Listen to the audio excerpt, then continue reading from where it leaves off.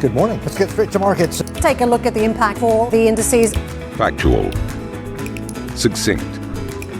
All you need to know before your trading day starts. Subscribe to our newsletter, CNBC's Daily Open. Welcome to Beyond the Valley, a CNBC tech podcast with Arjun Kharpal and Tom Chitty.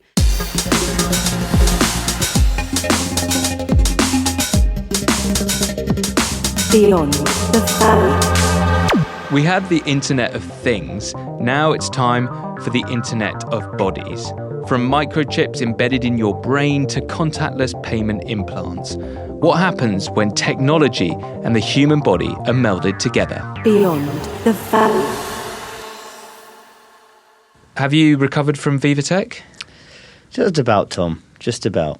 One overarching sort of memory takeaway from VivaTech, I mean, was it the Elon Musk press conference? That was so strange. It was strange. It was very strange. Sort of all packed in this auditorium.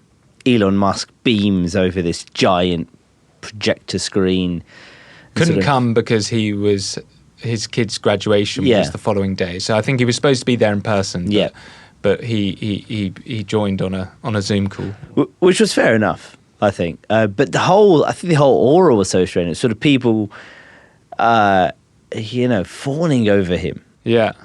No one really wanted to ask a difficult question, apart from, of course, our Squawk Box Europe anchor, Karen Cho. That was a great story. Yeah. Karen had asked the question to Elon Musk about a reported new, cheaper Tesla car, and his internet connection cut out, which was amazing. And there are obviously lots of jokes made about, he doesn't want to answer the question. He did come back on and say, I can't answer the question because, it could affect the stock price.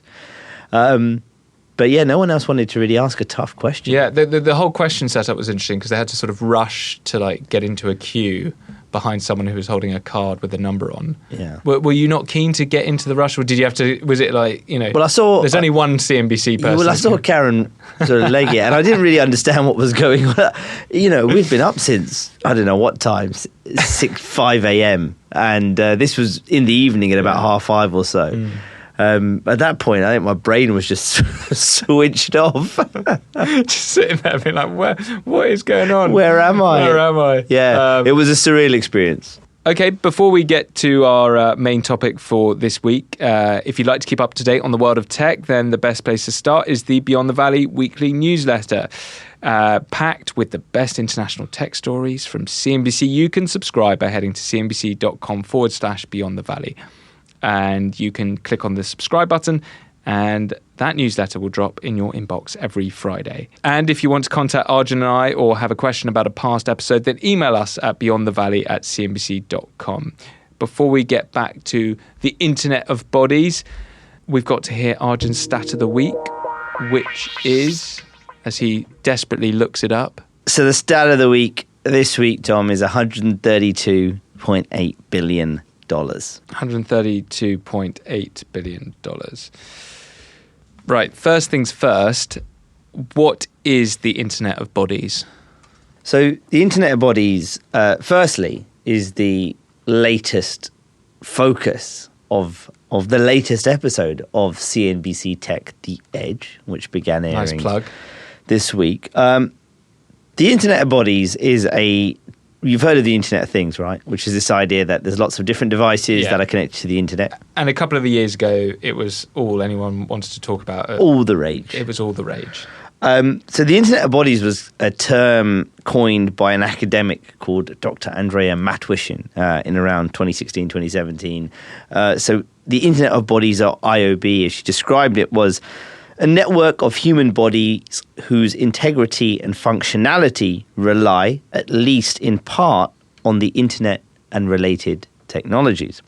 And there's sort of three generations of this. The first generation are external devices, smartwatches, smart rings like the one released by Samsung pretty recently, and these kind of sensors. The second generation is internal, so something perhaps ingested or implanted. You think about that. There's these kind of pills you can swallow that have chips in them that are able to connect and tell you. And feedback data, exactly that. Or imagine this prosthetic that's actually hardwired into nerves. Right. So that's in the sort of internal.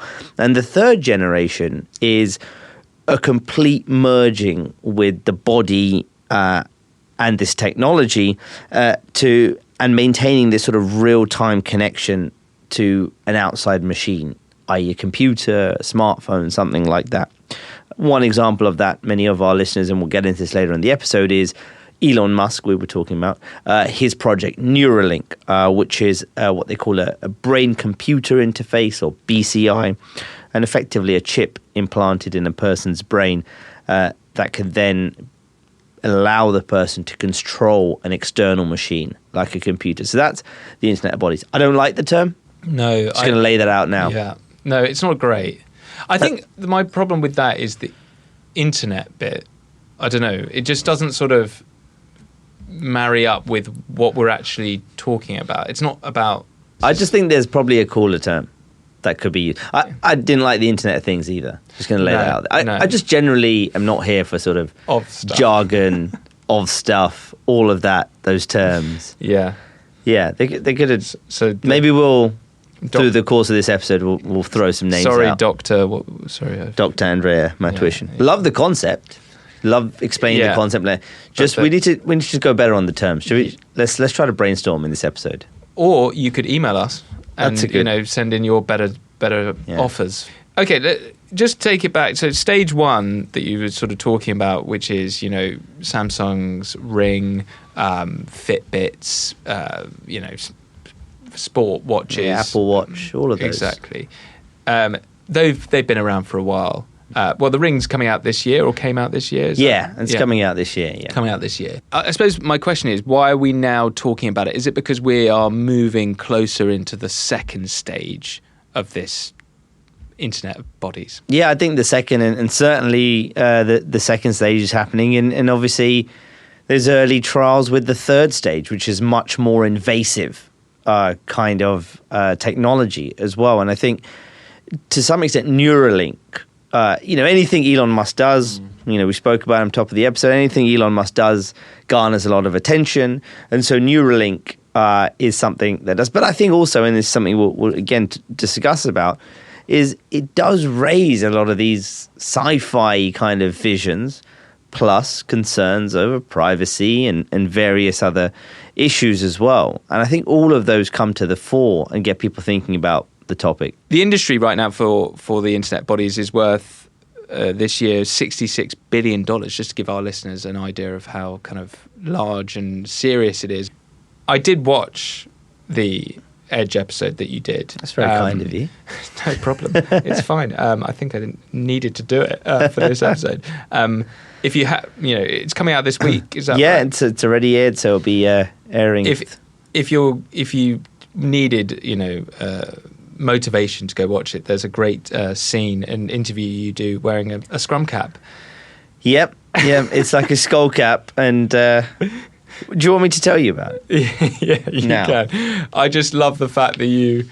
So I know you were testing it out, and and that's great. You were being a really good journalist, but there did come a point where the sort of testing had ended, and then you were just doing an interview with this scrum cap on. So, what Tom's referring to, everybody, is recently I went to Barcelona in Spain, visited a company called Neuroelectrics. And they have developed this device, which is what he was saying, a scrum cap, a skull cap, with lots of different, I think around 32 or so electrodes on it. Just for listeners, scrum cap, it looks like what rugby players wear when they're in the scrum. Anyway, that's it. So it's a skull cap, about 32 electrodes on it. So they put this cap on my head, and they have to inject this gel on your head, so that the sort of electricity can run through it. But these electrodes can pick up brain signals, but they can also send out signals of their own, i.e. electrical signals, to stimulate the brain. And these, once, it was really cool. I put this on, and they showed me my brain activity on a screen. What was going on. Now, they didn't connect all the electrodes at this point because it's a big sort of task. And also, apparently, when they start pumping electrical signals through, your head gets really itchy. because they put, I think, 2 on the front of my head, and I could feel that. So I can't imagine when all of them and are it going felt like on. it felt like you wanted to itch your scalp. Yeah, it did. Okay. But what is the purpose of this? So this company right now is focusing on treating patients with epilepsy. And what they can do is, by picking up your brain signals, your brain activity, effectively create a digital twin of your brain on a screen. So they can look at your brain and sort of almost test it, what could work to help treat epilepsy. So when they do that, they can find out, for example, which parts of the brain need stimulating, which may help relieve some of the sort of impact of epilepsy on a patient. And they can do that because these electrodes are all over different parts of your brain, key parts of the brain. And so they can say, oh, let's stimulate electrode 15. That's the bit that needs stimulating in order Because we can see that on the screen, and on the brain scan we can see where there's concern. Exactly. And so this CAP is a example of, I mentioned this term, brain computer interface. This is a non-invasive BCI. And yeah, the why we're talking about the Internet of Bodies, and I think this is the point wanted to make, was the why is very much focused on health. Now, we talk about smartwatches, smart rings, smart whatever, right? These devices.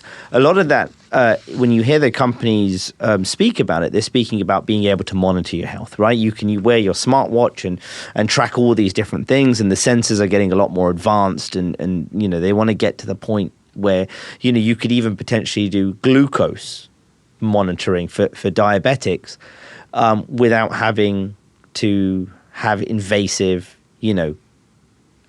blood or anything like that. So that's quite a sort of big deal for a lot of these companies. They're not there yet, but they're trying. So health is really what it's about. And when you think about things like the second generations, the internal ingested ones, if you've got a prosthetic limb that's connected to nerves, you'll get more functionality. If you've got these connected pills, they can tell you about the efficacy of medicine and other things inside your body.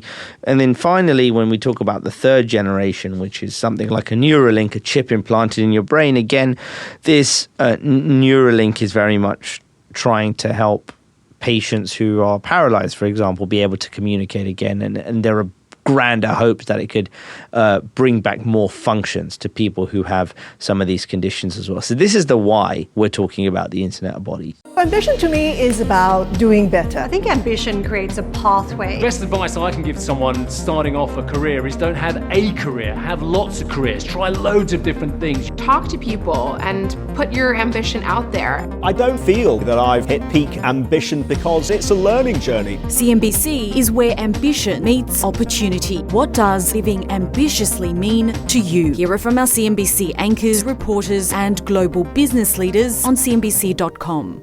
Yeah, and to that point, Neuralink, that was fascinating watching on the episode that, the chap who was paralyzed, I think, from the neck down, but he was able to play a game of chess on a computer through just what his brain wanted to do, and it was able to make those moves, which is incredible. Absolutely incredible. So he could sort of think where he wanted the mouse on the computer to go and move. Yeah, like knight to b6. And he would just think it, and it would do it, which is, extraordinary. Yeah. And it works on some pretty, it's amazing, really, when you think about some of the technology. Neuralink uses effectively a very, very tiny, thin, flexible chip, which is equipped with, I think, more than 1,000 electrodes, on this tiny thing. And that records the activity of the neurons in your brain, so the electrical signals, the nerve cells that send messages all over the body, right, effectively, so you can speak, you can move, whatever.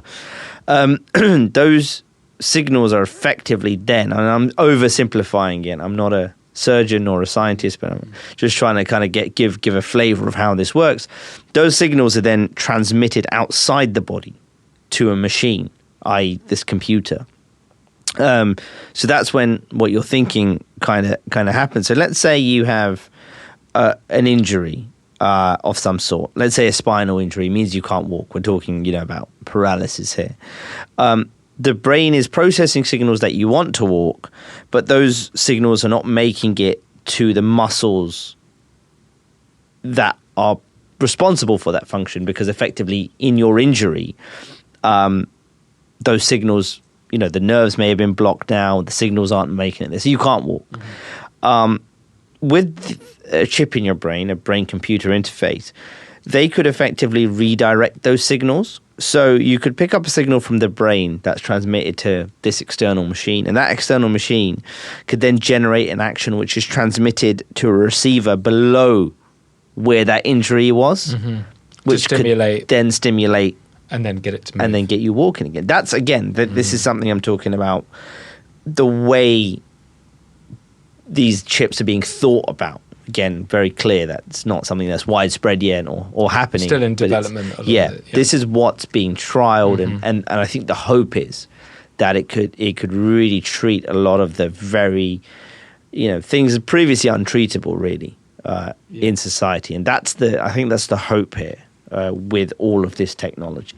Just going back to the skull cap, scrum cap, the idea being that someone would go, isn't walking around with something like that on all the time. It would be that they would go in for treatment, every so often, weekly, monthly, and then have, a 20-minute session where, some of their particular receptors or wherever were problematic would be treated. That's right. Yeah, exactly. Or even at home. Yeah. The neuroelectricist was telling me that this is something that could be done at home once the clinician has prescribed this kind of treatment. So yeah, that's also a possibility.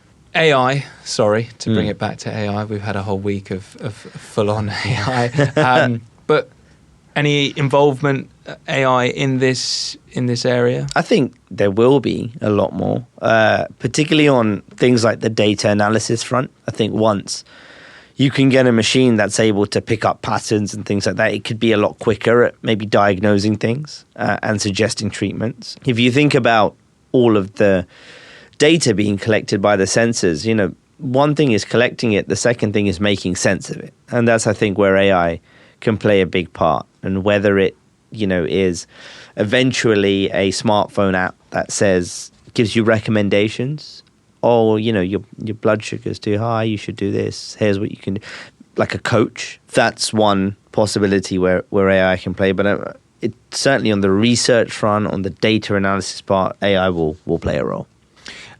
Let's talk a little bit then about the concerns, perhaps, around the Internet of Bodies and dangers as well. Things could go wrong in this area. There is potential for that.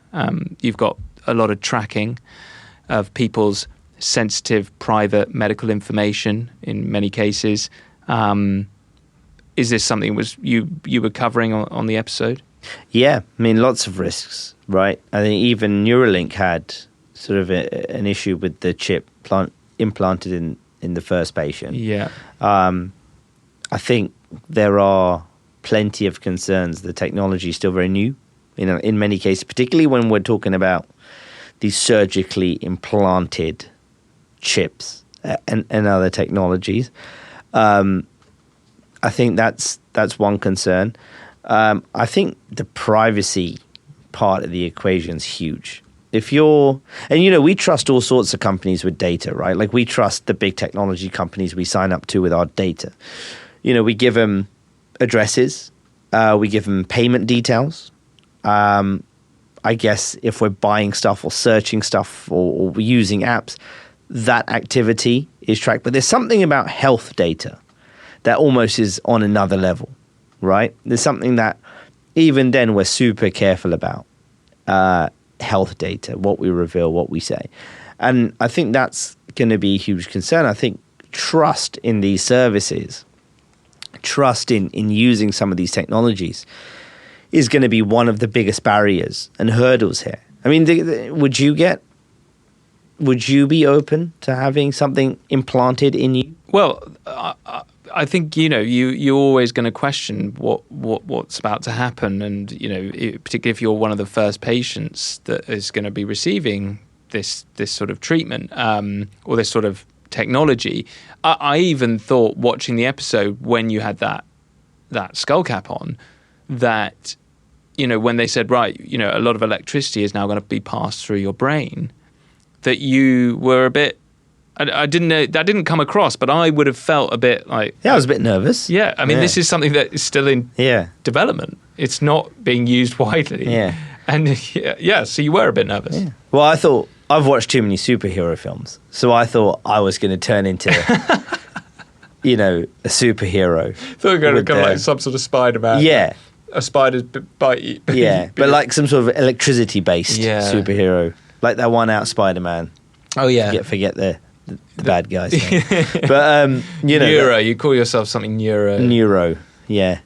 Yeah. Yeah. We'll work on that, just as we'll work on the Internet of Bodies phrasing. But a lot to work on. But yeah, no, I mean, public acceptance. But then look, if you're, the flip side of this is, if you are someone who, for example, has a condition, and to date, there hasn't been any kind of cure or any way to relieve the symptoms of what you have, you may just look at this technology and go, this is it. This is such a great thing. And so I think there's lots of pros and cons.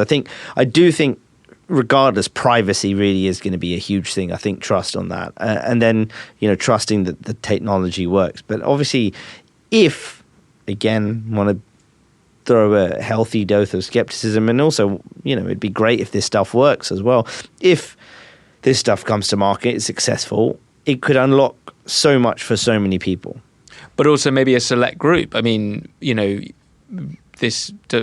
could afford such a thing? And, could we then see a greater divide between rich and poor when it comes to sort of the access to healthcare that they need? Yeah, it's a great point. It's actually a question I asked the CEO of Neuroelectrics, and one of her responses was that, as we continue to develop, the price of these things will come down. But also, if you're with a healthcare provider, perhaps as part of like a public healthcare service, you can, get these subsidized and stuff. I mean, depends on really what country you're in and how your healthcare system works. But I think that's also a valid concern. If you don't have the money to go and have these kind of treatments, then that's going to substantially impact your ability to access that, and obviously that could create some more inequality in terms of health. Yeah, I mean, just one final point is that femtech is a $1 trillion industry, and the Internet of Bodies is very much connected to what femtech or some of the technology that's helping to support women's health, whether it's through dealing with menopause, the effects of menopause, dealing with period pains. And, this is an area where, the Internet of Bodies could really, ramp up and really support all of those areas in femtech. Agree. We're going to move on to Stat of the Week, but I know the answer. You do know the answer. Because I watched the episode. Because you watched the episode. I was banking on you not watching the episode. You were banking on Can I tell you about one more cool thing before we do Stat? Yeah, sure. Because it was something that was in the episode, but I want to tell our listeners about, because I just thought it was very cool. The Nanyang Technological University in Singapore. So we featured some of their prototype technology, and they've developed a super thin battery that can be put on a contact lens. So existing rechargeable batteries like the ones in your phone, they're big, they rely on wires and induction coils, and that contain metal and whatever, and they're unsuitable really to put in your eye. You won't put a battery in your eye, clearly. This university has developed a battery that's made of what they call biocompatible materials and does not contain wires or toxic heavy metals. It has a glucose-based coating, this is what they say, that reacts with the sodium and chloride ions in the saline solution surrounding. So you put this contact lens in this solution with these things, and effectively the battery contains what serves as a wire or circuitry for electricity to be generated from this solution. So the battery can be powered by human tears. Yeah. Because they contain these sodium calcium ions. Yeah, that liquid that you needed to charge it in the first place. Yeah. Which is incredible. How amazing is that? And in the uses, obviously contact lens to improve our eyesight. That's one vision. But if you think about it, if they can track glucose and sodium and various other things from your tears, then they might be able to tell you some things about your body too. So it's not just about eyes. I just thought that was a really cool cool example of an Internet of Bodies where it's non-invasive, but who knows? I mean, it's very. Imagine like you got the contact lens in, and there's all this data that appears, and your map. Yeah. Oh, turn left. And your vision is being altered all the time to be perfect 20/20. Yeah. Amazing. All those pilots or those wannabe pilots who never got the chance because their eyesight wasn't good enough. Well, but then all their heads-up display would be in the contact lens. Yes. They'll see the run, everything. It would just be very cool. Yeah. And shout out to Nessa Anwar who conducted that interview because that was brilliant. Singapore. She did a really great job. good. Thank you, Nessa. Okay, back to stat of the week then. $132.8 billion, Tom. Is it by chance? The value of the Internet of Bodies market in 2029 with a growth rate of 15%. That's pretty good, yeah.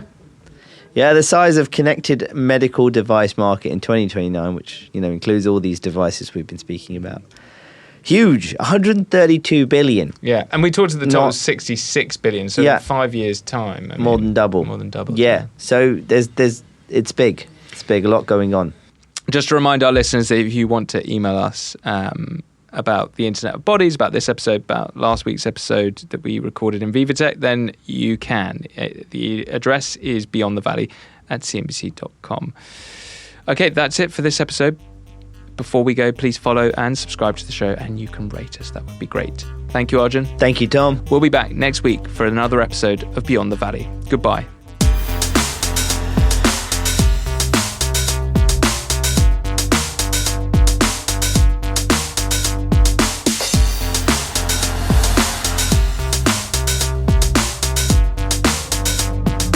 Beyond the Valley.